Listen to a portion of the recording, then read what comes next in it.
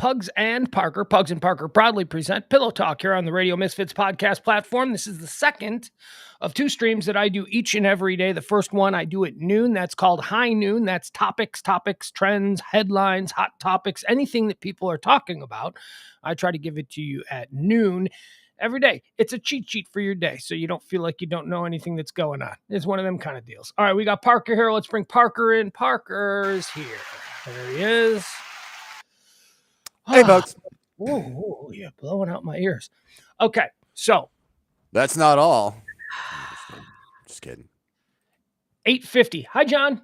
Oh, look at John. John's in LA right now. Show off. 8:50 tonight, right? 10 minutes before showtime. 8:50. This desk that I do the show from fully collapses. What? Yes, there's a screw on this corner that just went. I'm sitting here and I'm typing and I'm putting everything together, and I usually sit down about 15 minutes before the show and I get everything arranged so everything's nice. And this screw goes pink and it goes shooting out, and then the whole desk caves in. I have to catch all of the computers. So let me tell you, I have spent the last 10 minutes feverishly disassembling this entire setup and then flipping the desk over, finding the screw, putting the screw back in. I did not have an Allen wrench. It requires an Allen wrench. It is still not put in completely, but I think we're going to make it. So I think you saw the last thing I realized was that the camera wasn't attached. I think you probably, because I saw you there and I had a black camera and I'm like, what the fuck? And I'm like, oh, that's how I had disconnected the camera and didn't realize it. So the very idea that we made it on only 3 minutes late because I hit go live to video at 9:03. That is a testament to me as a man being able to work under pressure. James, you don't have an Allen wrench. I don't have it. I live in a guest house, dude. I don't have a lot of things. You don't have a toolbox. They're not with me. No. Right. They're over in the guest house. But did you want to make it on the air by 9:03? Or I definitely want to make it on the air by 9:03. I'm just saying, slow down by throwing around the man credentials for a dude who doesn't have an Allen wrench. Right. It's a testament to me as a man. It is. It's like, damn. Fact, look, I'll tell you what a testament to me as a live streamer is that I am now at the point where if I had to disassemble everything and then they said, okay, you've got 5 minutes to put it all back together, go. I could do it. I did it. I just did it. And let me tell you something, Good. James. Good. Not something I could have done a couple of months ago. Not something at all. Although this is going to be a problem. I got to give me an Allen wrench. I'm going to have to go over to the big house. Dude, this is the way of the world. I have run my own studio since 2015. I've done almost all of my work from a home studio for 7 years now. You probably have an Allen wrench within arm's reach, don't you? Where's your friend? I sent her a link. This freaking skank pisses me off, dude. You didn't refer to her as a freaking skank. Well, she's one of my better friends, and she's an incredibly interesting person with an interesting life and an even more interesting backstory. But she is about as reliable as a flu fart. I think I sent that text to you earlier. What is she, a stripper? Is she like really hot or something? Because really attractive women don't have to ever follow through on their commitments. I've realized that in my life. Let's have this conversation with her.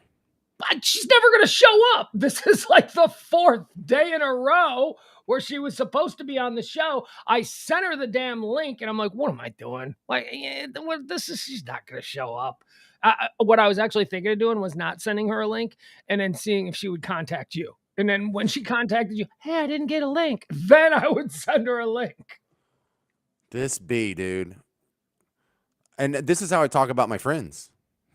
Right? Funny enough. Call her. Can you call her? Can we put her up? Can you call her on the phone right now? Say, what the hell are you doing? Because now I want to grill her on her wild inconsideration is lack of consideration for this high-end project that we do. Yeah, I'm calling her. Look, she's in my phone as Tramp. Yeah, text me your number. I'll call her. We'll put her on the air. See, Tramp. She ain't gonna answer from me though. Does that show up? Yeah, Tramp. I see it. Don't show us her number though. Dudes will. It's not there. Okay. Well, if you wanted her, you probably already had her at this point. Oh, really? One of those situations. Well, God, She's no. very cool, if you know what I mean. She's down. She's Stupid ass voicemail. mm. No, she's a gamer, dude, and if she ever gets like a platform to like just share her 2 cents on things, it'd be fine. So She what you're she'd be telling great. me is if she ran into Ben Roethlisberger in a seedy bar, she'd probably bang him in the bathroom. That's what you're saying. She's DTF, as Ben Roethlisberger described the Well, she she absolutely she did not rape. she is she's very intoxicating to guys like Ben Roethlisberger, right? Oh, coach, because she's hot. Is she hot? Is Yeah, that what you're well, saying? she's Okay, hot enough, hot. but she's not a 10. I don't want to 10. like oversell it. So when you see her, you're like, she ain't that hot. No, I mean, she's hotter than average, but like a guy like Dennis Roethlisberger would date her for like a couple weeks and Ben. be like, Dennis huh? Rodman. Dennis Rodman. Ben Roethlisberger. You called him Dennis Ross. I think Dennis Roethlisberger is his Either or, really. manservant / first cousin. And then Ben Roethlisberger would call me and be like, Parker, man, she's a pervert. And I'm like, yeah, I know that. And he'd be like, did you know she's married? Yes, I know she's married. Oh, she's married. Okay. Yeah, Let's leave it alone then, because I'm yeah. sure she's got a husband who doesn't enjoy this line of humor. He doesn't, but he's got his own problems too, and so it's What part are of the his fun. problems? What are his problems? What can you share? You don't want to All go the too above. book. Both of them have big issues with impulse control. Oh, I got it. Okay, we'll leave it alone. We'll talk to her about all these things. We'll see Yeah, what it's not really my she's- place, and I don't want to No, ruin it. And it's not. it's better coming. I- It sounds creepy when I say it, but it sounds like this is the most interesting woman in the world when she does it. Okay. All right. Well, I look forward to someday her joining the show. She's obviously avoiding your phone call. Your name is in her phone. When you just called her, it showed up. She knows that she said she was going to do this. But she's not invited anymore. There you go. Hey, maybe she found a way to make money tonight that didn't involve us.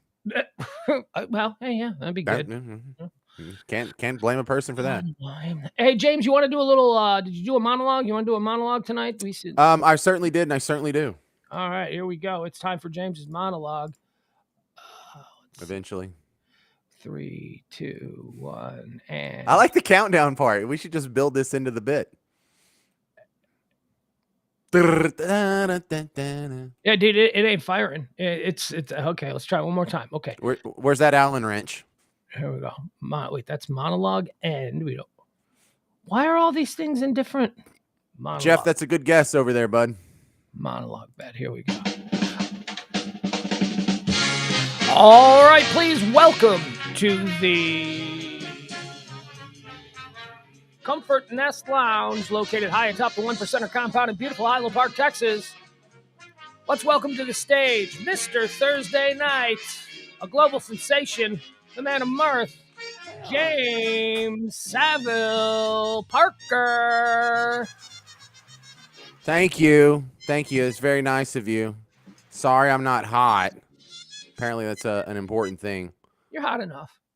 Am I? Yeah, you're hot You enough. know, I don't feel hot, Pugs. I think you're just saying that to be nice. No one who's truly hot feels hot. Okay, well, I still don't think that's like I was telling my kid. I told you I gave my kid some advice the other day because my kid. Do you like when you look at your kid before we get into the monologue? I know we're doing the monologue here, but you've got a bunch of kids, so I've only got one to work with. So between you, me, and the girls, when you look at your kids, like, can you tell, like, when they're in the classroom or when they're around their friends on the playground, can you tell if they're cool or not? Like, do you have one kid that's like, oh, that's the cool one. That one's a nerd. that one gets picked last. Oh, so you can. Okay. All right. Totally. Now does the cool one, and I'm just assuming that you have a cool one because you're pretty cool. Not really. Well, yeah, I like you. So I met my kids. So you don't have a cool one? Not really. No, they're all kind of nerdy. All right. Well, my kid, my kid's pretty cool. Okay, like he's a leader. He like runs his pack of friends. He's like, he didn't get that from me. Honestly, all of these attributes he got from his mom. His mom's really cool. Like his mom was like the head pussycat in her little, pussycat club of girls that she ran around with. So he gets all of these kinds of characteristics from her, his athletic ability and all that kind of stuff. But he's very um, he seems to me to be like when you're at that age, you try to be cool, right? Yeah. Right? I mean, it's like you try to be cool, and like I've called him out on this stuff. I'm like, dude, you're not nearly as cool as you think. I go, come on, stop it, stop being trying to be cool. And I taught him just like what I said about hot people. Hot people never think they're as hot as they really are. Someone who is cool does not think they're cool. As a matter of fact, one of the most uncool things is to think that you're cool. Part of being cool is allowing yourself to be sort of, vulnerable. That's what other people view as cool. Oh, that dude's totally cool. But like the Fonz, if the Fonz was a real person, he'd be a douchebag. You know what I mean? Like douchebags are running around out there masquerading as cool. Does that make any sense to you? Hey, yeah, it does. It People who are definitely truly does. cool don't try. They don't try at all. Well, You know I had a you know first cousin. who's a really great example of this? Someone that we both know. Somebody who is totally cool, and they don't try to be cool at all. Vaden from the Toadies. Vaden is But like one of that's a horrible example why? He's because because he's the lead singer of the no, Toadies. but he just happens to be a lead singer of the Toadies. Like he's kind of nerdy. He's skinny. He's got glasses. If he wasn't the lead singer of the Toadies, if he was changing your oil at Muffler and Go or whatever, he would still be cool. There was just like a really sort of interesting kind of natural cool kind of thing. And I only used him as an example because he's someone we both know, and he's someone that I look at sometimes and go, "How is he so cool? How did that turn out to be? How is he such a cool guy?" You know what I mean? Yeah, well, my counter example is I have a cousin who is she's cool and she knows she's cool, but she doesn't have to try hard to be cool. She was like homecoming queen at our dinky little high school out in the middle of nowhere. Like after I left, obviously, because she's younger than me. But she was cool and she knew it. She didn't have to try. She was like a cheerleader and dated like the captain of the football team, and she was a homecoming queen. And like after a while, it kind of dawned on her. I guess I'm one of the cool kids. Like everyone's always trying to hang out with me or do what I do or invite me to all the parties and Are stuff. are you And conflating cool with popular? Because maybe it's just our backgrounds, but a girl who was the head cheerleader and the homecoming queen in my high school would not have been the cool girl. She would have been like the obnoxious. I mean, they can be attractive and popular, but well, not it's cool. not a done deal, but she is cool. Like my senior year, the homecoming queen, she was kind of nerdy, but everyone liked her, and all the thirsty votes got split between the two other chicks that were hotter than her. So I think she just kind of won a plurality, not a majority, because everyone liked her. The coolest girl that I thought in my high school was, and God love her, she's died. She died. She's not with us anymore. But her name was Kelly, and she was like the freshman who was dating the senior, and not just like the senior, but like a really popular, good-looking senior. And she would never be a cheerleader. She wore a leather jacket, not like the Fonz, but you know what I mean. Like Oh, okay. she's sort Yeah. of this. And again, it was the '80s. We come from different eras, so she was a bit of the in the Breakfast Club mode, she would have been more the Ali Sheedy, but not like a total introvert weirdo. She maybe like the Judd Nelson, like a female. Yeah. It was funny. She hung out like the dudes that she hung out with. She didn't hang out with dudes just because they were on the football. Like she hung out with like me and my friends, and and she was just cool. She liked us because we were funny, and she was smart, and she was witty, and she was really cool, and she was beautiful, like the best looking. Well, I mean, you don't get to be a freshman and date a good looking senior guy, right? I mean, if you're not beautiful as a freshman girl, but she was cool. And that's maybe, I don't know, maybe because I know Texas is different, cheerleaders and homecoming queens and all that kind of stuff. Hey, you want to do me a favor and punt that troll over there, 420 friendly gamer? What's he doing? Well, scroll up. He's going to get us in trouble. What's he saying? Send the Negroes back to Africa. Oh, all right. No, not really. When we let him, let's see where he goes. We can't be responsible for people in the chat room. Okay. More importantly, you need to full screen me if we're going to do this monologue. Oh yeah, I'm sorry. That's all right. That's all right. We got off track there. I'll just get us back on. All right. Hold on. How do I do this? Yeah. Yeah. All right. Hey, damn, All right. I look good. All right. Let's get into it. All right. Hey, video game addiction is still a growing problem here in the United States, Pugs. And it's really sad because the teenagers who isolate themselves to play video games all day, they tend to miss out on some of the other good things in life, like Instagram and TikTok, things like that. social media. Man,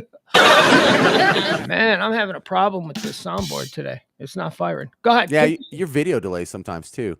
Did you hear this? Sean Penn just got back from his trip to the Ukraine, and Pug, somehow the situation's not fixed. How could that possibly be, man? Sean has such a good record. I don't know if that was applause worthy, but okay. According to the Globe magazine, Kelly Osbourne has ruined her face with plastic surgery. To give you an idea of how bad it is, I saw the pictures, and she looks a lot like Madonna. I don't know. Wrong one. That's fine. That works. I'm distracted by the troll in our chat room. Well, go ahead, but Right. I'll focus in on what you're doing. All right. Well, today's National Beer Day, and I think I've been drinking too much beer lately. My garbage man brought me an extra recycling bin. Yeah, that's funny. I don't recycle. According to ICE, thousands of Cuban illegal aliens are now sneaking across our southern border, and obviously this has to be stopped. They're going to take all the jobs from the Mexicans. Oh, you like that one? Why not? I wasn't sure about that one. That could have gone either way. Civil rights photographer Doris Derby passed away at the age of 95. You've probably seen some of her work. She shot Rosa Parks. She shot John Lewis and Jesse Jackson, but not Martin Luther King Jr. He was shot by James Earl Ray. I don't like that Too soon? one. Too soon. Too soon. Too close to the day that all went down. Yeah, give it a couple months. After more than 125 years, Cracker Jack, the candy, they're now introducing Cracker Jill. Have you seen this one? Because Cracker Jill is just like Cracker Jack, but without nuts. That's a solid one. All right. All right. Happy early birthday. Tomorrow is the birthday of Steve Howe. He's the guitarist for the band Yes. And I don't want to say he's getting old, but he and the band have a new song called Owner of a Leaky Bladder.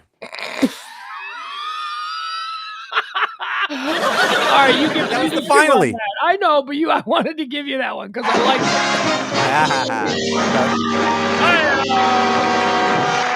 it.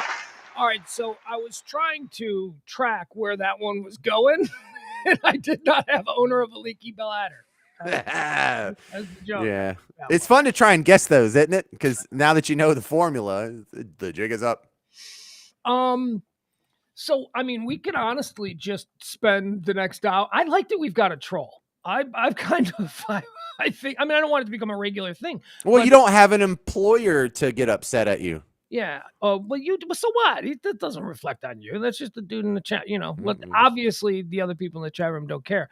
But okay. I mean, I would like to have. He says I miss Jim Crow. That's pretty bad. God. Moron. I want to, what do you think that's about? Oh, I know what it's about. Because I went through a phase when I was like 14, 15 years old where I just used to walk around just saying the most offensive things possible because I enjoyed everyone's reaction. Yeah, so he's just nobody cares about him, right? Does anyone really miss Jim Crow? Does anybody care where black people take a dump? I don't think so. No one cares. No one misses it. Barely 420 friendly gamer does. You know, he's not that friendly, is he? Like it. No, I'm just always fascinated by, well, maybe because, I mean, I used to have to deal with them when I worked overnight radio, and not as a talk show host, but in the very early days where you would just get these people that would call in, and they were just the strangest, weirdest, sad little people. It's like, what's that about? Why are you, you know what I mean? Like, how does this bring you joy?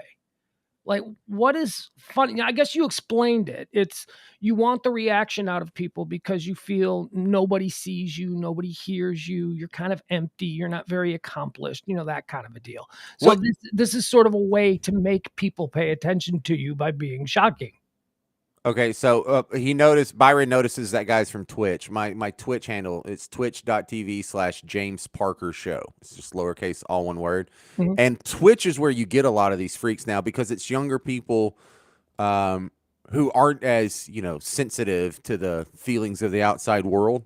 And look, I was a lot more abrasive and offensive when I was younger too. So, it's hard for me to judge, but I just don't want to get anybody in trouble over here. Hey, Adrian's in the room. Adrian, which one of us has new glasses? Who that? Do you have new glasses? No, Are those new? I don't have glasses for real. I do the thing where you go to Oh, yeah. the dollar store and get a bajillion, and I don't even care what they look like. Are they Yeah. a dollar? Are they like 1.75 or twos? And they're mine. That's my brand. Oh. Adrian's a guy from Australia though, so I think it's already like Saturday there or something. Oh, was Adrian he might be the guy that showed up when we did the Taylor Hawkins thing. The Taylor Hawkins when he died, I jumped on and did like a special breaking news Taylor Hawkins is dead thing and there was a really nice guy from Australia. Maybe that's him.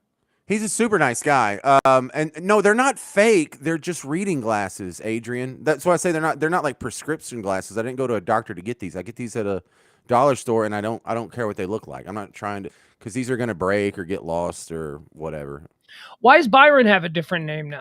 Why is Byron? Is that was Byron G420? Is that Oh, because he was in here on YouTube, but he just switched over to Twitch. who Byron was? Oh, so that's Byron's. That's yeah. We got rid of the troll. Yeah, this is what Kelly and I used to do on our late night talk show. When someone would call in and try and Baba Booey us, we would talk to them. We would like try to get to what they were all about. And 9 times out of 10, they just bailed because they got scared because they didn't really have anything other than you suck. Click, and hang up. We're like, don't hang up, don't hang up. Yeah, Don't hang up, don't hang up, don't hang up. Stay with us, stay with us. And then, yeah. And then you'd have to talk to their nerdy little butts. right. It's like the guys that jack off in public. Like they want you to go, ah! And if you go, hey, what you doing over there? It takes all the fun out of it. Let me see it. Yeah, come on. What are you showing there? Speaking of that, do you have anything you want to jump off on? I do, and I want to go first if that's okay. Go I don't ahead, want to please. impose over here. All right, so let me go full screen this sucker over here and then share it out because I see what you're showing me. We did it on the High Noon Show, so I know what we're gonna do. So good. We'll talk about that. hang on, why isn't it let me share? Share, you butthole. Hang on, I got to reset it up now. I got it. I mean, I can pull it up really quick because I got it from the other day. Share. Is that There. it? Yeah, Hang on, does it? It doesn't have the little switch on it for me. it does for me. Can you put it up? Pull it up. There we go. Okay, good. Can you All right, play it? let's get them caught up here. Yeah, let me back it up. Boom. Sets a booby trap inside I love this. We'll We'll set it up for people. Let them know what we're seeing, She James. said you can't hear her. Well, but I've got better video. I've got better video than having to. Oh, is that your wife? Oh, I bet you like her. Is she like local? I do. She does kind of look like my wife. You can't hear her. Well, they tell you they do the setup. Why don't you just set it up and then I'll play it? How about All right. that? So this dude that lives downtown, he got pissed because his truck's been broken into 7 times already this year. Where So is this? This is downtown New Orleans. Yeah. This is on Constant Street, and man, this is like my tranny friend lives like on this block. Now that I see it, What kind of neighborhood is that? Is that because that's a really nice truck.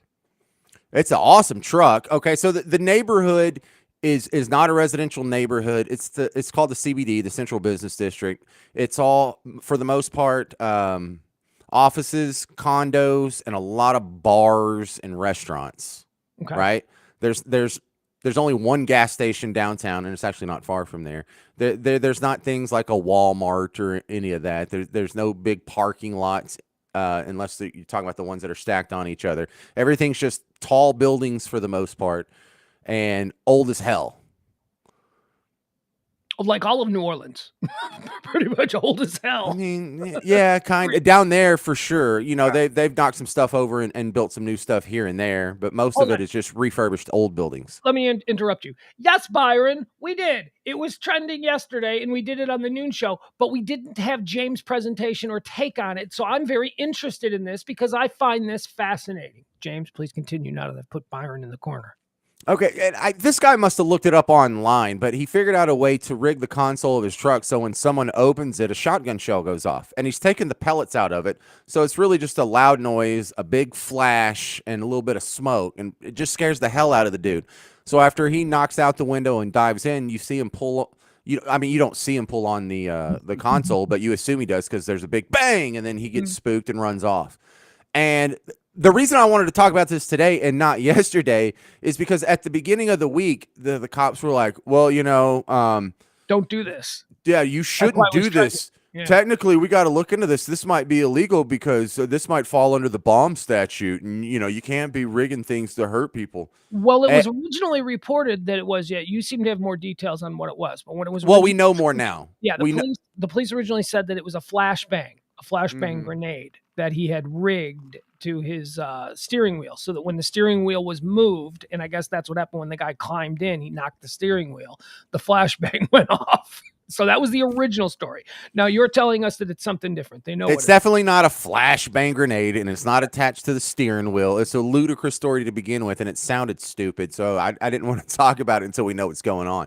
So now that there was a huge public outcry, the comment section everywhere this was posted were like, "You've got to be effing kidding me! You better not charge this guy with anything. If anything, he's a national treasure, and it is. this needs to be repeated over and over. Damn it! If y'all aren't going to stop crime, then this might help. Then maybe we need more of this." First But of all, look anyway. at that truck. That is a baller truck. That truck is awesome. Mhm. I'd want to protect it too.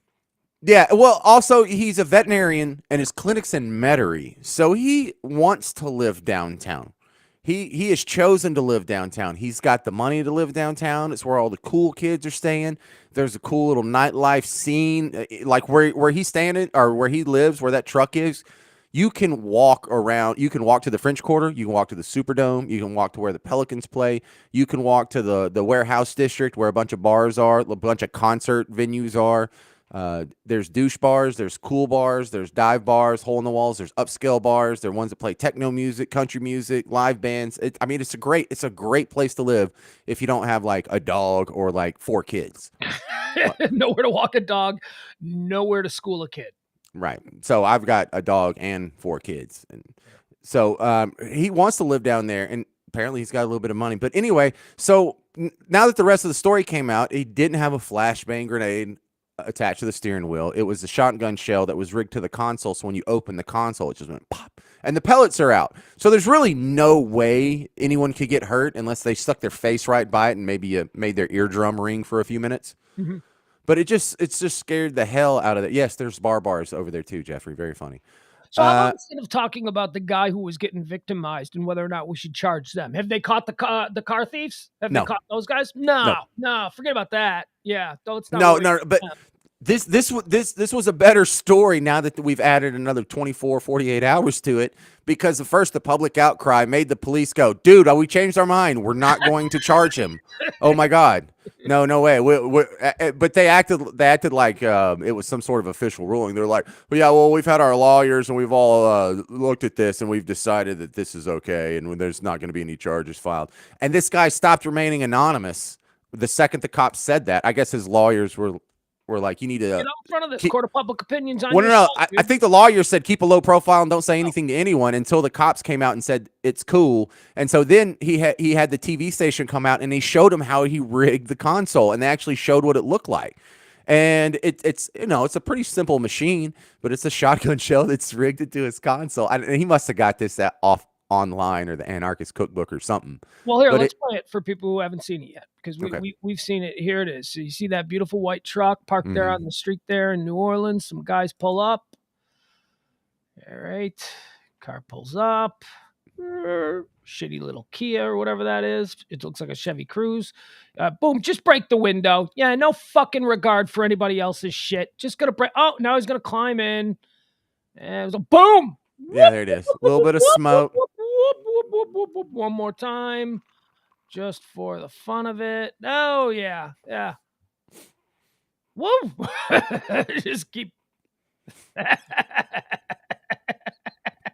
I love that. That's asshole. All I can tell you is that is there any chance that maybe he cut himself on the broken window glass, or because that's what I'm hoping for. I'm hoping. Well, there's a chance, but it's hot there. So he's wearing that hoodie just as much for glass and identity protection.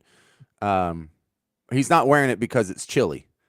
Oh, what else is going on? That car got no plates? Can't really see if there's any plates on that car. No plates? What's this? Is this like a temporary thing they have in New Orleans? It could just be, it could be the reflection is hiding it from, it's like reflective paint. All right. I don't know. You get pulled over real quick if you don't have plates. I understand you get pulled over for everything in New Orleans. That's one of the reasons. Remember you Yeah, told me I ate a grape in the grocery store and you told me I was going to get arrested? And I'm like, what kind of a hellscape are you living in? here, look, it goes both ways though. In some ways, they're hyper enforcing the law, and in many other ways, they are so passive about the law. It's upsetting. Like they're passive about catching guys that break into your car. But also, the whole time I was rolling around in New Orleans, or since I got my truck from my grandfather, it had Texas plates, and I never updated them. So I'm just rolling through traffic cameras, and they're all blinking behind me. And I never got a ticket. Never. Never. No. Look at And Byron. Byron's insane. Anyone trips the wires in my backyard and they'll wish it was flashbangs. You maniac. like they're going to come in your backyard.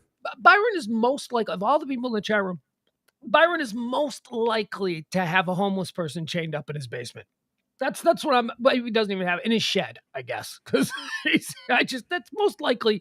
And I'm not judging. I like Byron. I love Byron's participation. I'm just saying that if it came out that he had a torture kill room, yeah, okay. But Like if he were in Pulp Fiction, he would be Zed. yeah, he's got a little Zed in him. That's what it sounds like. So, how's it make you feel that somebody who could do these kinds of things would be in your chat room every night? Pretty good. Yeah, he kept it moving. He was good in the chat room. I don't judge. I just Yeah, I wish one of y'all was a murderer. Get us a little bit of attention over here. We could use the PR. Yeah, that would absolutely be good. All right, so that's basically, I think you agree with me, the same thing that I said, because when I covered this the other day, it was trending. You say there were a lot of comments. It was trending. It was trending in the middle of the day yesterday because everybody was talking about it. But what was trending was NOPD, New Orleans Police Department, because of the press release that they had put out saying, don't do this. This is not legal. And everybody on Twitter. I mean, I'd never seen something that was so universally certainly from law enforcement, that was so universally angered people as this presser. They're like, are you fucking kidding me? Don't do this. The guy didn't get hurt. How about don't break people's windows and try to steal into their cars? Why don't you focus on that, police? This guy wasn't. I said there was a story a couple of years ago. I made mention of this yesterday, where a guy kept a rattlesnake in his car overnight. It's just what he did. He lived in a neighborhood where, cars got broken into.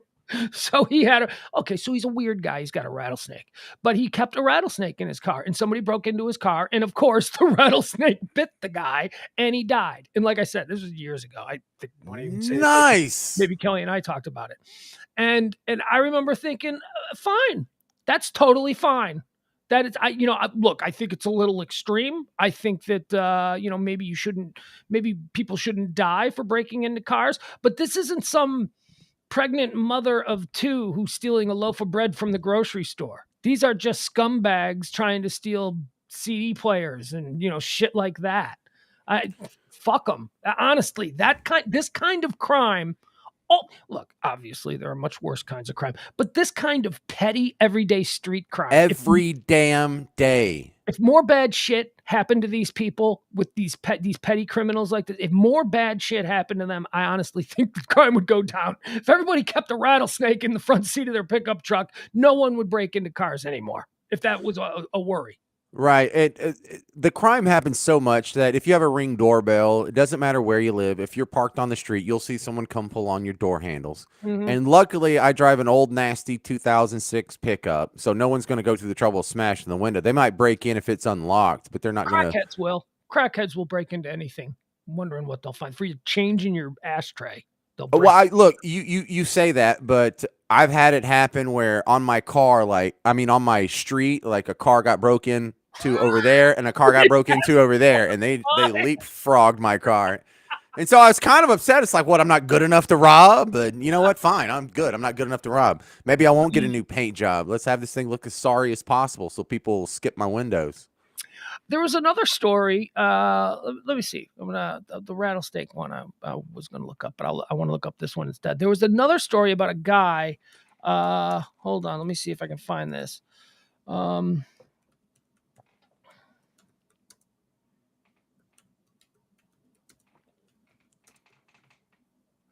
How do you spell burglar? Is that with an AR? Yeah, there we go. Like Hamburglar. Like that helps. Oh, What do you do? What's this got? yeah, okay, so I found this one, but it says it goes all the way back. It says it goes all the way. It says it's from 1986. You know what? Maybe it is 1986. Maybe this is what it was. Okay. So a bar owner, a merchant is held in burglar's death. This is October 5th from the New York Times. Uh, 86? yeah, 1986. After his small general merchandise store was robbed 8 times since it opened a year ago, 4 times in the past 2 weeks, Prentice Rashid decided to catch the thief himself. Last week, he installed an electric booby trap in his ceiling of the shop, situated in an area where the police record many crimes. His shop is in a high crime area. On Tuesday, the trap electrocuted a man who managed to get into the store at night and was leaving with stolen goods. Okay, so basically, this guy basically fried a burglar who broke into a shop. And his shop had been broken in, and the cops didn't do anything about it because honestly, it's New York. They're looking for the son of Sam too. You know, they're looking much more important things. Way too many people in New York, way too much crime. So this guy was like, fuck this. He goes, I'll stop this from happening again. And he like rigged up like an electrified system. And here's how I remember it. That this doesn't seem to be going into it, but I heard it was like the exit door. Like you could break in. If you came through the door, you broke in and you were okay. But then once you were trying to go out, when you touched the door to open it to leave, you got electrified. Like it was, and it wasn't just like an electric fence for dogs. It Mhm. was like electric chair shit. And the dude died. And they put the guy on trial. They put the shop owner on trial, like, for murder because they said that he recklessly blah, blah, blah. Now he was acquitted. That's what the story was. He demanded a jury, and the jury was like, fuck that guy. No, that guy that Good. died put himself in the position to have this. But oh, was there outrage about it? You can't do that. You can't take the law in your own hand. Look, man, in the absence of justice, civilized people can't be held accountable for how they seek it. I notice I said civilized people. I'm not saying that we're barbarians at day and night, but when a civilized society is pressed to the limits, at some point you got to fight back and you got to stand up. This guy had been robbed 4 times in 8 weeks. 4 times in 8 weeks. This is a small business owner. Rashid, can't think of his name. At any rate, Mr. Rashid is what the New York Times is calling him. $6,500 had been stolen from his store And that's during in 1986 that's dollars. in So that's 1986. And yeah. this is a guy who operates a shop in a poor neighborhood. Do you know what $6,500 is to a poor, not poor, but a small business owner in a shitty neighborhood? This isn't Walmart, who can just afford to let people walk out and leave because they make $50 billion a year. I always get angry at that because I'm a pretty progressive minded guy and I'm pretty liberal. But now when it comes to crime, if you are going to violate the rules of our civilized society, then you need to be removed from said civilized society. That's just always how I felt about it. I'm a hanging judge. Yeah, I love the videos where some guy's robbing a gas station. There was one from Texas a few years ago where he got shot by everyone in the gas station. There was the guy behind the counter and 2 customers were in the gas station, and this robber comes in and all 3 of them shot him. Yeah, that's a I little too love those much. stories. That Yeah, gets me excited. I obviously have a different take on that because my father was murdered in a petty burglary, right? So a guy Hmm. pulled a gun on my dad. My dad tried to fight him, and my dad is dead. So I mean, I've always been like, dude, somebody pulls a gun on you, you're in some kind of a robbery situation. Close your eyes, don't look at him, and say, "What do you want?" I don't even know what you look at, but whatever you're gonna do, take it. Just don't kill me. But a situation where it's just like breaking into a car that I'm not there, yeah, fuck them, man. If I can put a grenade in the front seat and blow your head off, I'm fine with that, and nobody should have a problem with it. But if somebody pulls a gun, yeah, I don't believe in the whole. Oh, you can, you see these YouTube videos with these guys. Somebody pulls a gun on you, you do this. Wah, wah, wah. I'm like, no, you don't do that. You don't, because you're going to get shot in the chest and you're going to die. And if you don't believe it, ask my sainted widowed mother. That's just how it happens. I tell my Man, kids that all the time. Somebody pulls a gun. 1, get the fuck out of there. 2, whatever they want. Just give them whatever they want. Don't make eye contact. Don't look at them. You don't want to give them any excuse to think you're gonna, get them in trouble later. Yeah, dude, I just hadn't seen for New Orleans. I've never seen the police department piss off the citizens of New Orleans this bad, and they do this on a regular basis. They piss off the people of New Orleans constantly. Just by being not stopping crime. I mean, most major urban police departments are not on the good side of their citizenry. Most people in big cities Yeah. are not happy with their police department, and it's because we don't pay enough money to them. We don't put. There's not a big enough budget. We should have twice as many cops in Chicago as we have. The reason the crime Well, occurs in nice neighborhoods in Chicago now is because all of the really worst neighborhoods where you hear of all the crimes and the murders and all that stuff, now they're tripled up with police. And it's not like they hired more police. They just took police away from the other areas. And now there's areas that are completely unpatrolled. yeah, we had the thing in New Orleans where they put up crime cameras in some of the high crime areas, and there would be a shooting or a robbery or a rape or something happen right in front of the camera, and they'd be like, "Oh, it wasn't working that night. That's so weird." Never But worked. all the red light cameras work perfectly all day, perfect. every day. They work better than expected. Sometimes they give you tickets when you don't even deserve them. Those tickets are always on. Those cameras, oh boy, yeah. But your grandma gets beaten with a bat on the street corner for a social security check. That camera wasn't working that day. Yeah, But and if you run that the pissed a lot stoplight- of people off because some brother-in-law got the contract to begin with, and all kinds. That's such a shady city, man. It's so disappointing, and they've got everything. They have history, they have culture, they have their own food, they have their own accent. They have all the things that could make a place great. They have their own accent, but the New Orleans accent is like a mixture of hillbilly and Brooklyn. That's what I've always thought the New Orleans accent Very is. much so. Yeah. It's just as much redneck and Brooklyn. Well, it's like National- it's like what if a bunch of the same group of Italians that moved to New York City and Philadelphia and Boston, what if they had moved to the South? Well, this is really the only place they did it Yeah, in huge numbers. it's true. Yeah, Because it's not a French thing, it's an Italian thing. And you know what? Italians are just shady people. Who else has a mafia like that? Who else came over here like the Godfather and started setting up protection rackets? It wasn't the Scots. well, It no, wasn't the French. There's no French. You can go to Lafayette. There's no French mafia out there. no, but the Japanese and the Chinese and the Irish and the Jews, they all have their gangs. They all have their mafias. But the big one, and probably because of Francis Ford Coppola, happy birthday, Francis Ford Coppola, we associate it with the Italian mafia in New York. But the Chicago outfit, the Chicago mob, which is, Al Capone, which is one of the biggest. It built Vegas. It controlled Hollywood. It's one of the more important in the history of American, organized crime. You don't have to be Italian in the Chicago mob, the Chicago outfit. In fact, half of the guys in the Chicago outfit are Jews and Polacks and, all that kind of stuff. Right. So all the scumbags from the other ethnicities are taking notes and fitting right into the blueprint that the Italians gave us. All right.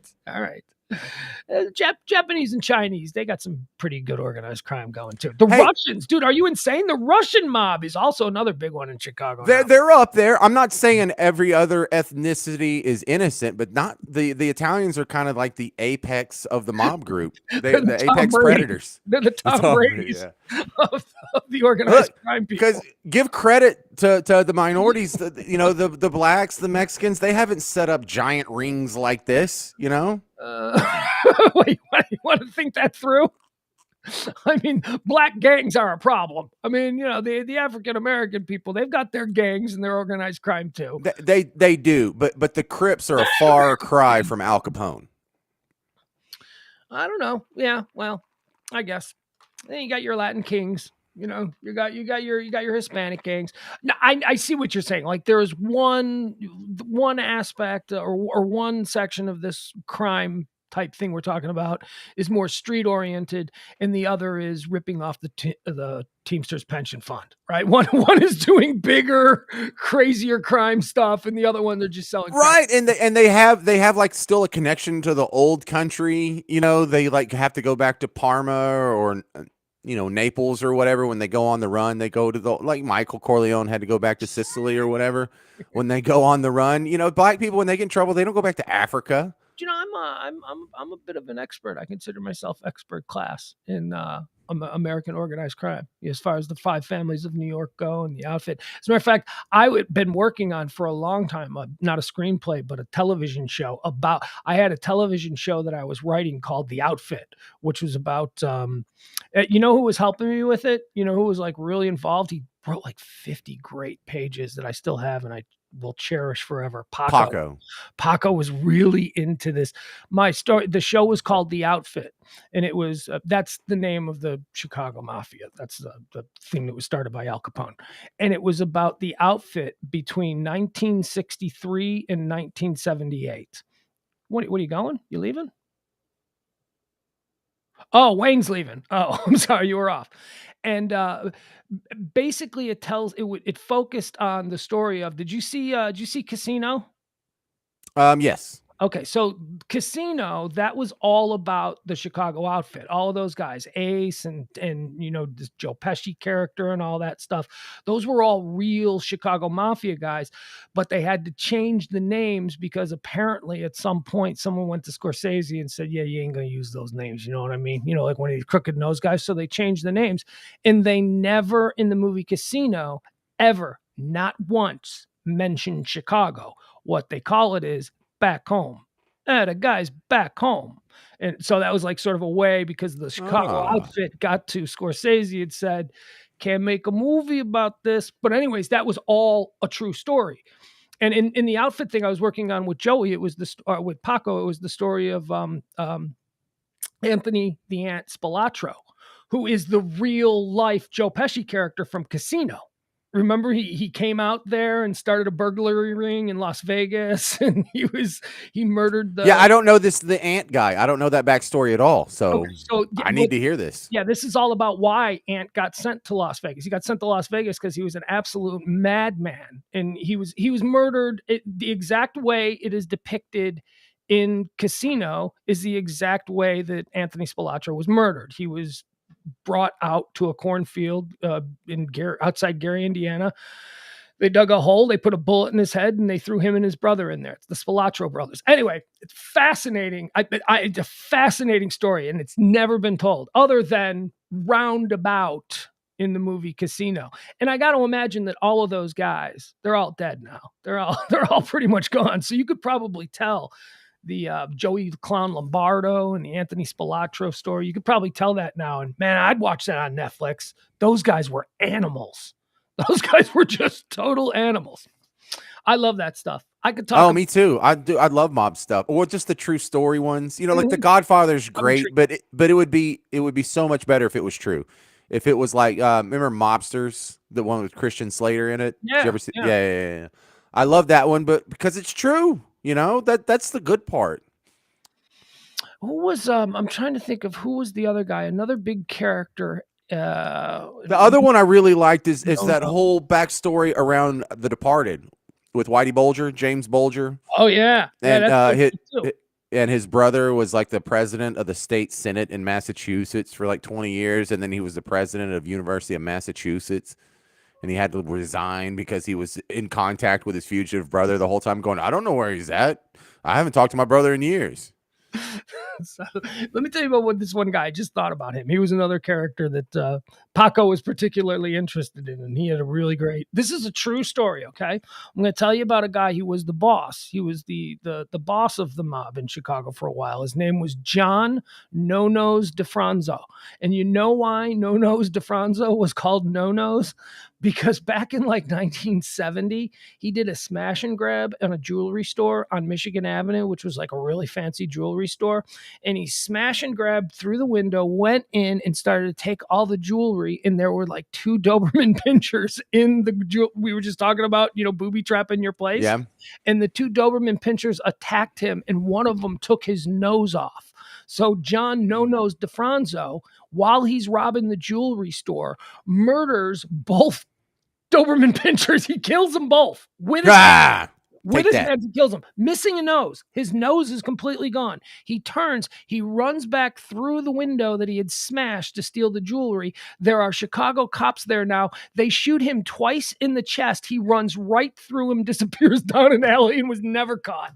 And for the rest Wow. of his life, Wow. he had no nose, and then he rose all the way up to the boss of the mob. But yeah, that's the story. Wow. That'll John Think Hill used to call into the Howard Stern show. Henry Remember Hill. that? He was always drunk. He was just like a Oh. sad, drunk, drugged out old guy. See, Goodfellas is a pretty good movie if it's Great fiction, but movie. because it's true, it's Yeah. amazing. Oh It God. counts for so much more because it's true. Kenny, don't ask that. What did Kenny ask? Where is Paco? Passed Oh. away, Kenny. He doesn't know. Yeah, Paco's. I know that just God breaks love my him. freaking heart. All right, so who are the 5 families in New York City? Because that story needs to be told, and I don't even know who the 5 families are. I can't even name them, and I care about this kind of stuff. I love this stuff. Colombo, Lucchese, Genovese, Gambino, I've heard of Gambino. Yeah. Colombo, Lucchese, Genovese, Gambino, and Bonanno. That's it. Those are the 5. Yeah, it's Bonanno, Colombo, Lucchese, Genovese, and Gambino. Those are Okay, so there's a Bonanno overlap in the Netflix show Bad Blood. Have you seen that? yes, yeah, the Toronto. Oh, that's so good. Yeah. That's about the Toronto connections to the Bonanno family in New York, right? Yeah, and so the guy that took I over the watch all mob. this stuff, James. I know all of this. So Tig from Sons of Anarchy is the Right. guy that takes over the mob set up in Montreal. And man, I just love all that because if it's a true story, you necessarily have to time warp. You have to go to a different geography, a different time, and it's a period piece. And so it has the same attraction to me as the freaking Vikings or stuff Right? about Henry VIII, and because this is legit stuff. Oh yeah. And it's so cool when you see that overlap because that dude, I forgot the actor's name, but he really did go to prison in connection with a murder in Brooklyn in like 1981. And I try and look all this stuff up to see how much of it is true, and a lot of that is true. Yeah, that's I think that might be a Canadian production, which is why we didn't see it here on American television. I think it's like, on whatever Canada's version of ABC or NBC is. No, I think it was a Netflix show. No, I think it was first in Canada and then Netflix picked it up. Really? I think it Because there's originated. cuss words. Yeah, I think you can swear in Canada. I think like you can here on certain cable channels, like FX. You can swear on FX. True. Okay, I get you. I get it. Well, very cool then. Very cool. That was so well done. It looked like a movie series. It was so well done. Watch that. I gotta rewatch that. Mhm. I'm rewatching Peaky Blinders right now. That's that's a great one. Now that's all fiction, right? There's no, it is not all fiction. It is really the Shelby family is based on a real family, but they were not known as Shelby. They were known as something else. But it's based on, like, you can't possibly know what kind of secret meetings they had when the family got together and talked. So a lot of it is dramatized, but the basis for it is, yes, a real family. The Peaky Blinders are, yes, a very real group, and a lot of the people that they cross paths with in Peaky Blinders are real people. Like I'm right now, I'm rewatching season 5, awaiting season 6, and there's a big. You've seen Peaky. You're familiar with Peaky, right? saw it all. Yeah. Fantastic. Okay, so remember, when Tommy becomes a member of the House of Commons and he gets lured over by the fascist Oswald Mosley? Yes. That's a very real. Oswald Mosley's a very real guy in England, and then he has. I didn't know that. He has an affair with the communist labor organizer Jesse Eden. Jesse Eden's he deals with Winston Churchill, really real. Like most of the characters that surround the fictional Shelby family in Peaky Blinders are real people, and it's real history. And the incidents that take place are real incidents that took place. They're just superimposing this fictionalized family who is loosely based on a real family. But yeah, no, that's. Are they really half gypsy? Oh yeah. Ooh, that's so cool. Travelers, it's, what they basically call them over in that part of the world. And but pikeys. That I learned that term from Snatch. Fenian travelers. So we don't have gypsies over here. Yeah, we do. We Yes, do. we do. Oh my yeah, God. there is one that you're right, or north of Frisco, up there by like Ponder or whatever.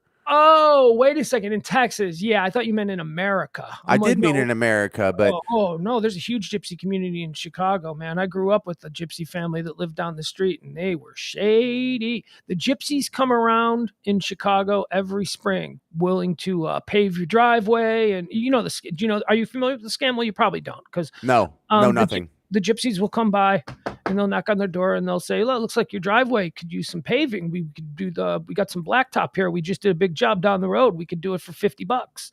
And you're like, "Wow, really? You're gonna do the entire driveway blacktop for $50?" And then they just paint it and leave. They don't put actual blacktop on it. They just paint it black. They just they A-holes. they run all of these scams.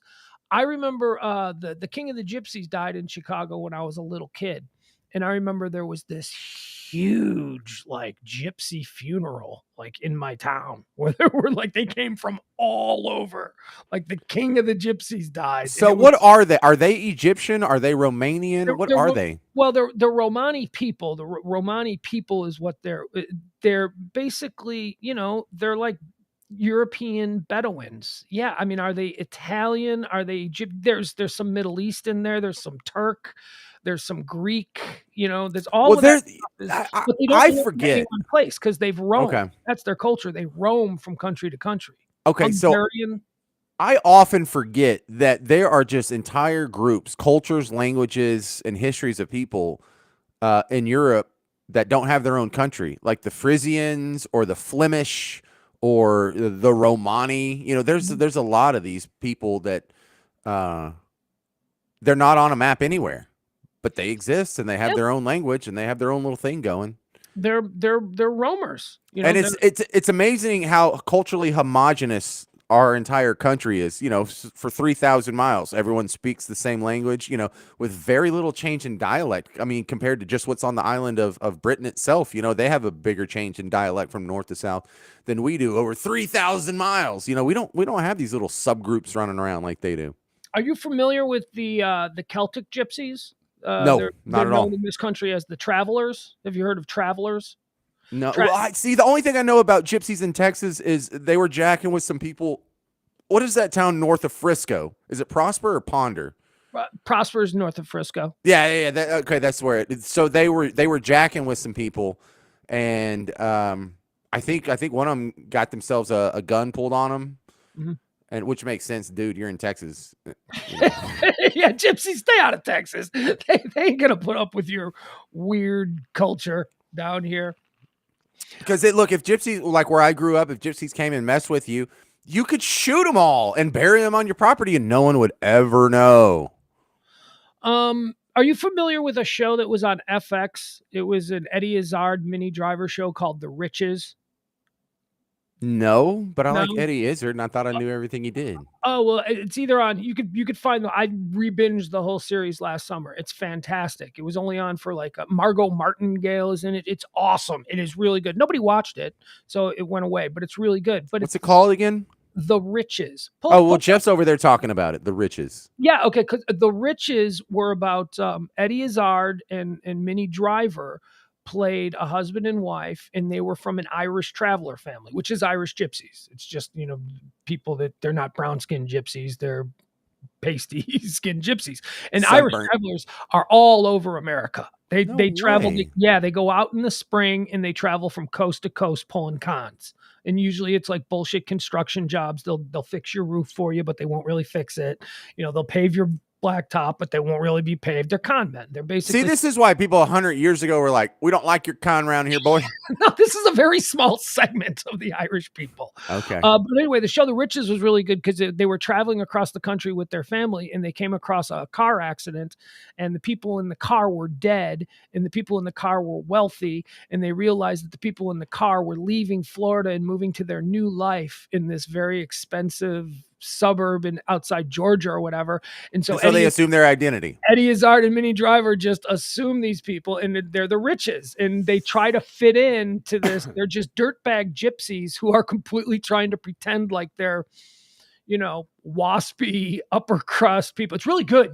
That sounds like a great premise for a show. It is a great show. And it's Eddie Izzard as a guy. He's never done anything bad. He's never done anything that wasn't worth terrific. watching. Yeah, he's terrific. He's like Hey, Ricky Gervais.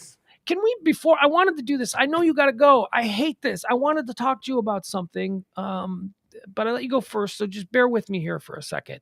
There is a new show on Netflix.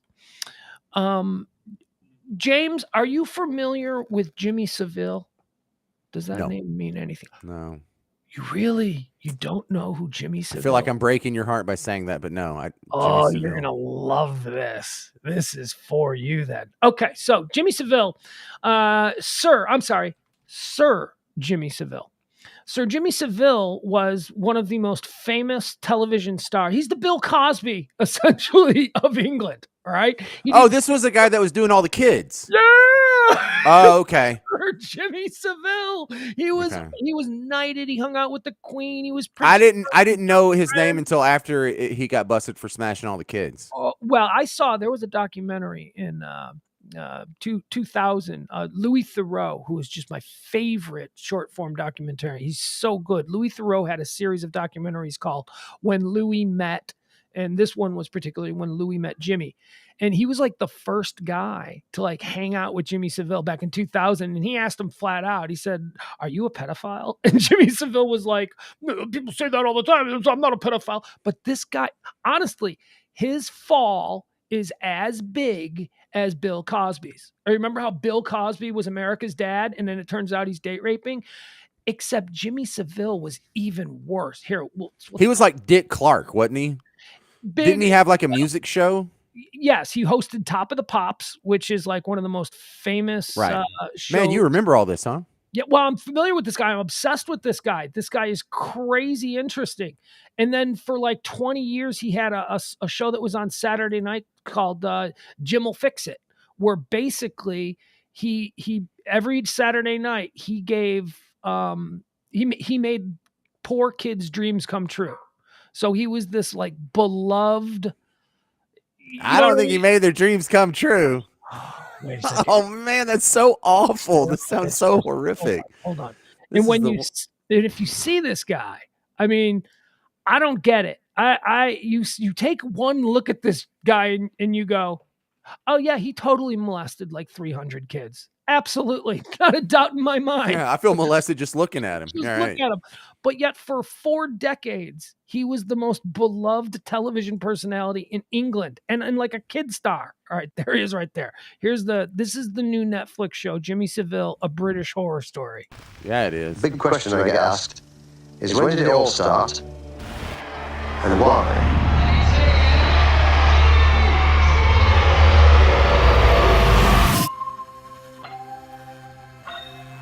Ladies and gentlemen, it so happens I've spent my life fixing things for people. As a child, you just thought, this guy can make things happen.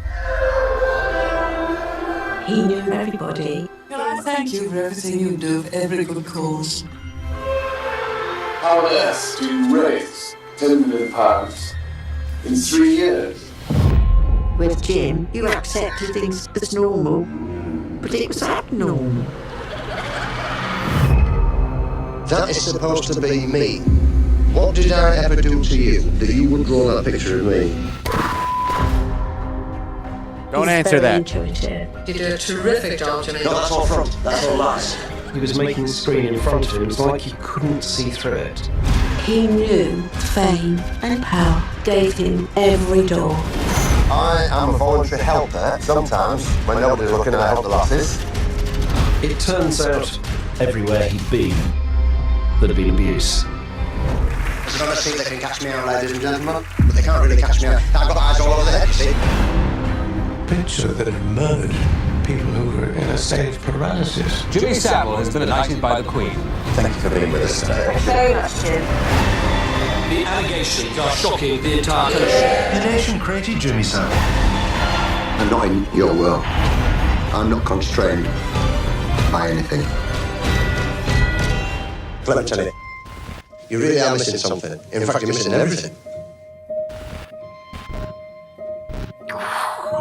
Okay. All right. So now let me fill you in on some of the stuff that guy was doing.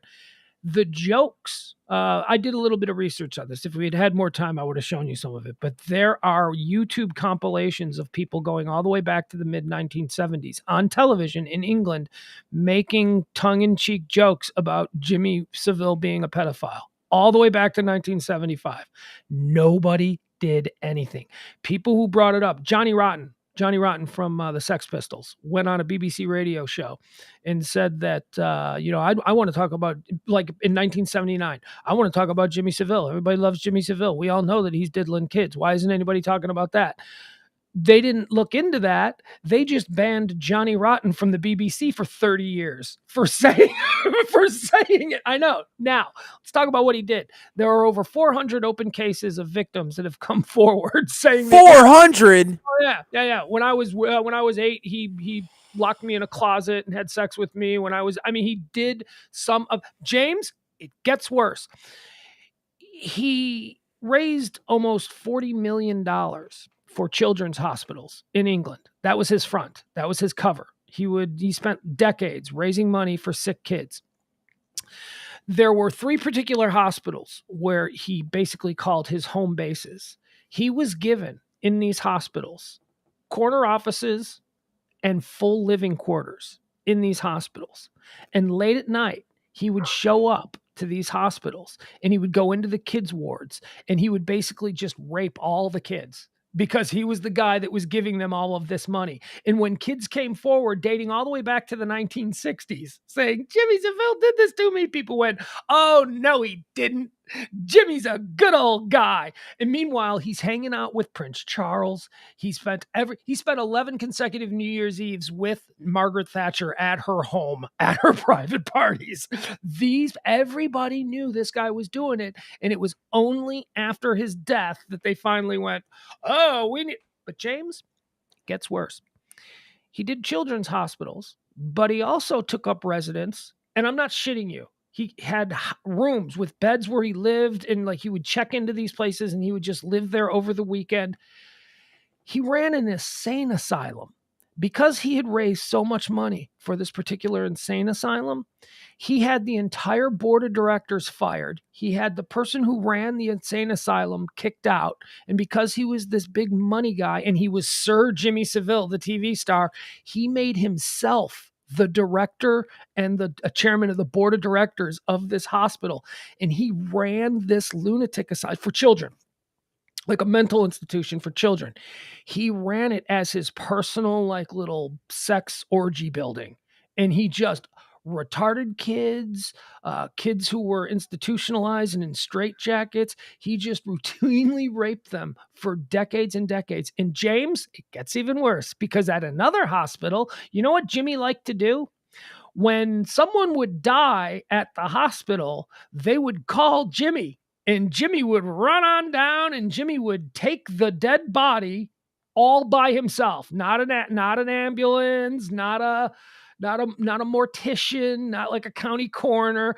They'd call Jimmy. And Sir Jimmy would come down because he believed that life was very special and that he considered it his greatest honor to accompany these people in their last few moments of life before they were taken down to the mortuary. James, he was a necrophiliac too. He was taking the fresh dead bodies and having sex with them. It gets worse. And it gets worse. It's children. It's mentally retarded children. It's dead people. But you needed to call Jimmy within 10 minutes of them dying, at this hospital when they died. Get Jimmy on the phone. Tell him he can come and take this one.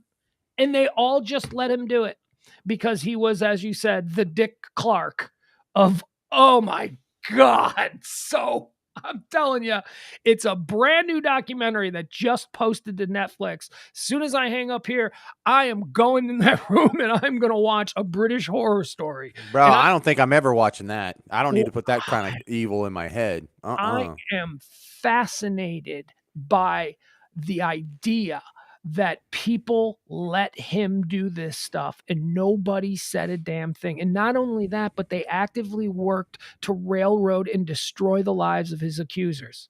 His accusers for 40 years were sued. He sued like a shit ton. He took everything from a bunch of his accusers because they just couldn't prove it. And then how did someone not murder this guy? Someone's dad must have found out about it and they didn't kill him. It's Jimmy Savile. Everybody loves Jimmy. Everybody, here, let me pull this up. Order! Hold on, let me pull this up for you, okay? Just real quickly. What's this? And I'll let you go. Yeah, Here's I'm gonna throw up now. Here's Johnny. This is Johnny Rotten. I believe this is him talking about the Jimmy Savile thing. Hold on. Order! You are an incorrigible delinquent at times. Behave yourself, man! Hold on. Let me see what this is. All right, fine. So we're going to get a thing that says that we can't use this clip. That's fine.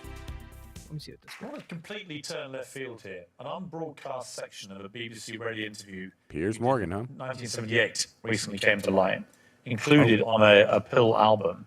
And you were talking about making a film where you kill famous people.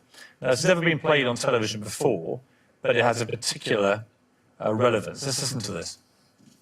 So who else is on the goner list? Oh, it's endless, believe me. I just want to make a film of it. On film, I'd like to kill Jimmy Savile. I think he's a hypocrite. Weren't I right? I bet he's into all kinds of seediness that we all know about, but are not allowed to talk about. I know some rumours. I bet none of this will be allowed out. I should imagine libelous stuff will be allowed out. Nothing I said is libel.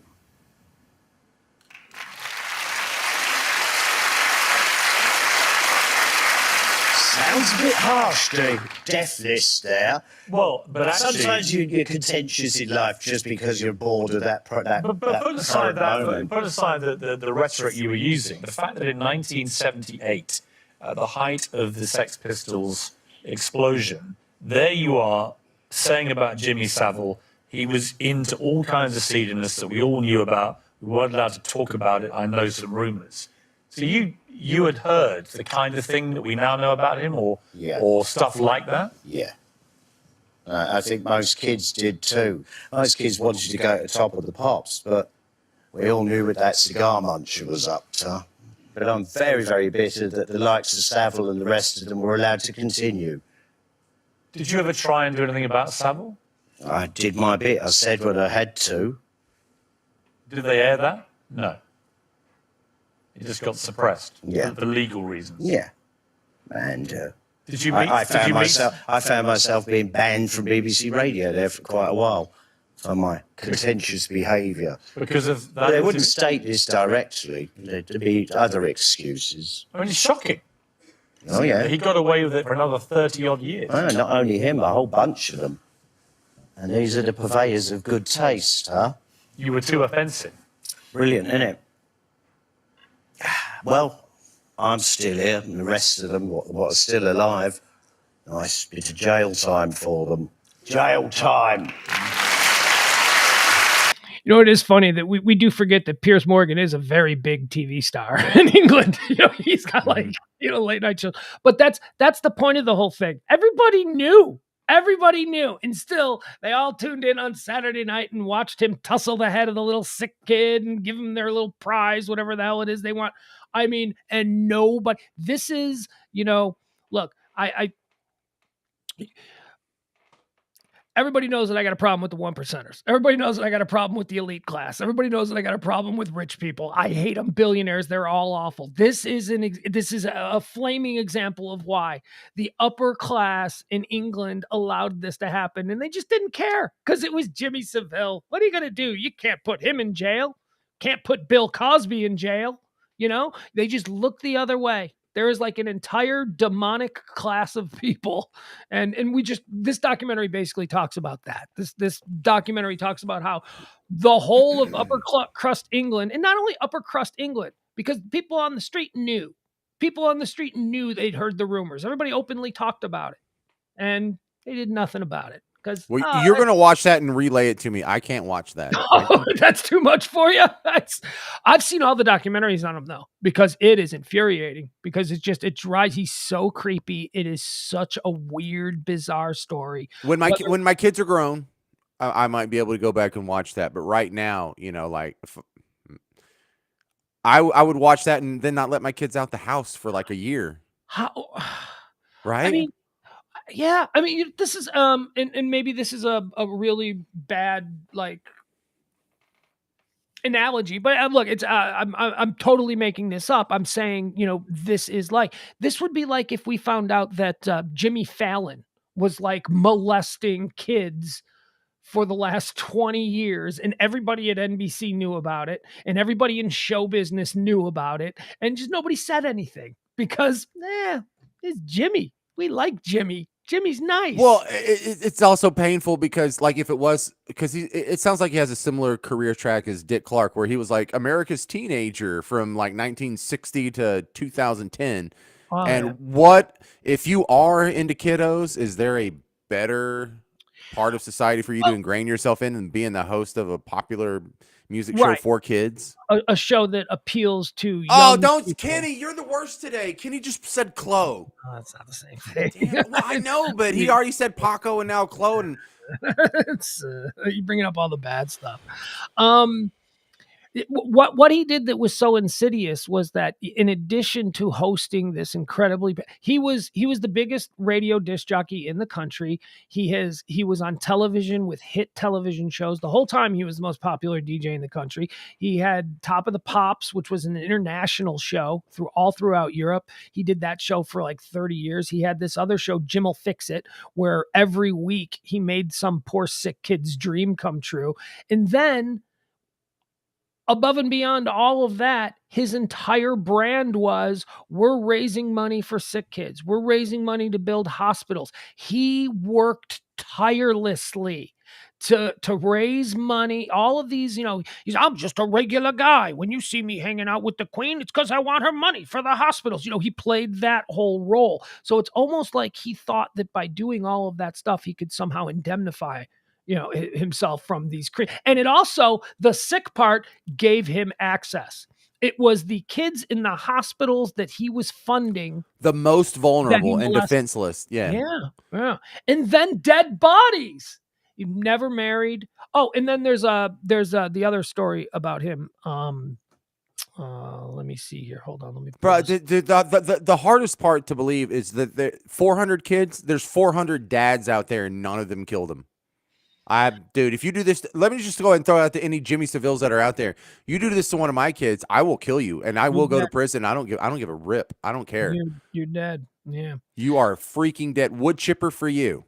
Oh, here it is. Okay. So his best friend was a guy named Ray Tarrant. Okay. Ray Tarrant was another super famous British radio DJ. They were best friends. And it was almost like, Jimmy Savile was the big star, but Ray Tarrant was right there with him. They lived together. Two grown-ass men. They lived together for like 20 years. Ray Tarrant was an English radio disc jockey who started his career in the 1960s. In December of 2014, he was convicted of rape and indecent assault and was sentenced to 25 years to life in prison. He died in prison in May of 2021 at the age of 79, having just served 6 years. His best friend was arrested for the exact same thing, molesting and raping children. And they lived together as two celebrities who would have kids' parties. Dude, they would have kids' parties. And of course, the parents would let it. It's like Michael Jackson, if you believe that stuff. But it's like even worse. Parents would be like, hey, Tommy's going over to Jimmy Ray's house for a party tonight. I'm glad you said that. Michael Jackson's a good comparison. Like, everyone for all of these years knew that dude was doing something wrong. Something's going on with him and kids. It's not as clean cut. No, but dude had a Ferris wheel. Come on. Okay, but were there any girls that were spending the night, or was it just little boys? Yeah, in fact, there were girls. There were girls there. Michael Jackson had girls at Neverland? Yeah, oh, I didn't know. I thought it was all dudes. No, all the accusers are dudes. But exactly. That's what I mean. He's not accused of. No, he's not accused of doodling any girls or anything. But look, it's not. Look, Michael Jackson. I'm 50-50 there. I'm like, I don't know, because I think that maybe he. I do, and he was. I do, and he was. That's fine. But this one is more clean cut. The Jimmy Savile thing is way more documented and clean cut. And I don't think it's the same in that if there was any real proof that Michael Jackson was doing this, I mean, just obvious proof, like hundreds and hundreds of people coming to police. There are 400 police reports filed in the last 30 years that the police did nothing about because they would start their investigation and then Scotland Yard would say, yeah, don't stop. I mean, they were being stopped from local police trying to investigate the rape and assault of a local child were being stopped at the federal level by police because this guy was friends with the Queen and he was, a polo buddy of Prince Charles. Pugs, if someone touches Mace, you have to kill him. You understand this is in our DNA. Like this is just a natural instinct that I'm not even going to begin to fight. I go to jail for that stuff. Yeah. Oh yeah, please. Yeah. All right, James. Well, there you have it. That's something that's on Netflix. Way to end on a high note there, Pugs. We're gonna go have nightmares now. Hey, I'm not trying to leave you on a high note. I'm just trying to engage you. I'm trying to just get you. I'm just trying to get the stuff firing up here. I don't care if you're freaked out, you're angry, or you're happy. I ain't watching this. I'm just happy that I've touched you. Really, you don't have any interest in it. I do have an interest in it. I can't put that kind of evil in my head. I'm already. You should watch. Here's the one you should watch. Then you should go on YouTube, and you should look up When Louis Met Jimmy. It's from 2000. It featured Jimmy Savile was still alive. And are you familiar with Louis Theroux? Do you know who Louis Not Theroux at all. is? No.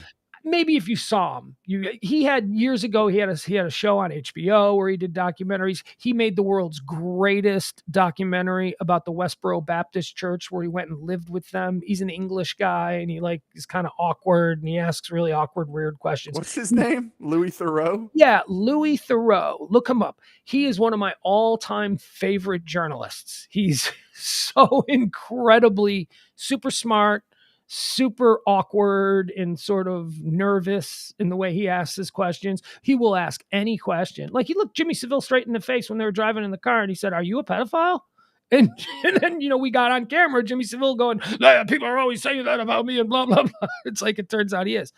So what I would suggest to you, if you don't want to watch the true horror of it, which is the new Netflix show, find on YouTube When Louis Met Jimmy. And it's Louis Theroux spending a couple of days with Jimmy Savile, this television legend, and it's all about the undercurrent of Louis Theroux's interview with him in 2000 is everybody says this guy's a pedophile. Yeah, here he is walking around free, signing autographs. Everybody loves him, doing TV, doing radio. Let's hang out with him for a few days and see what he's really like. And you know what he's really like? Obnoxious, irritating, narcissistic, egomaniacal. I mean, he was just a piece of shit human being. I have no idea how he ever became a beloved television guy. And Louis Theroux got all of that out of him in 3 days. Just a complete piece of garbage human being. And yet, everybody loved him. Everybody loved him over in that part of the world. He was their Dick Clark. He was their Bill Cosby. He was all of those things. Jesus Christ. All right. Well, thank you, Pugs. All right. Thank you. There he goes. That's James. Thank you to James Parker. Off he goes. I have got my poetry. I have got my songs. All right, folks. To see me through the I'm going to go watch that creepy ass Jimmy Savile thing on Netflix. Oh, like I said, man, I've been blown away by this. This is the scariest guy ever because he was untouchable. He was absolute. What's this song? This song is Jeffrey Ballard. Come on, my man. This song is Never Ending Quest by John Hinckley. nights, help me to be strong. And yeah, Jeff, the one and the same John Hinckley. He's a singer-songwriter now. Dancing bear, trained to be the best. I am on a never-ending quest. All right, Byron, you and me, let's tweet about it. I'm going to start it at about 10:45 on Netflix. Things are going good. I always had to be on guard. You know what I love about this, Jeff? Thanks, John. I love John. Jeff, you know what I love about I also left Jeff Glenn. I'm not talking about Jeff Ballard. Actually, I'm talking about Jeff Ballard to Jeff Glenn. Do you know what I love about Jeff Ballard saying, "What song is this?" Or what? Because you know he likes it. You know he likes it. You know he likes it. But he had no idea that it was written by America's favorite failed presidential assassin. No idea. And that's part of the reason why I play it every night. Hey, man, what do I always say? Separate the artist from the art. Yes, of course. The artist tried to kill President Ronald Reagan to impress the actress Jodie Foster. But man, that shouldn't make you not like his sweet ass jams. That is understood. It has been a journey. Well, Jeff, relevant. John Hinckley's a historical figure. He's a presidential assassin. I mean, my great great grandpa wasn't even sperm in the sack of my great great great grandpa, but I know who John Wilkes Booth is. Although I see your point. John Wilkes Booth was more successful than John Hinckley. I am on a never-ending quest. Tomorrow is another day. The best is yet to come. The best is yet to come. A different way, so baffling to some. 1, 2, 3, 4. I have got an old guitar. Old guitar. That is all I need. That's all he needs.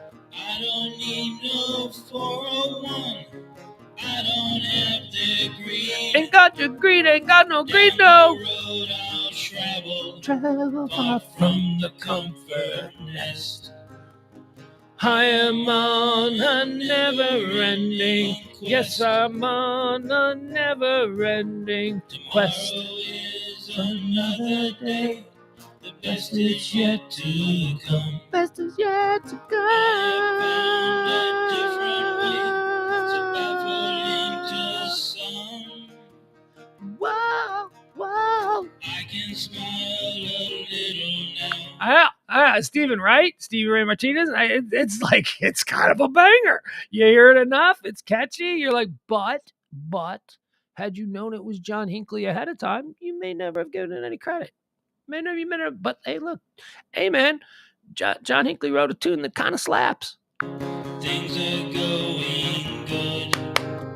I always had to be on guard. That is understood. Understood, it's understood. Oh, yeah, a little pitchy.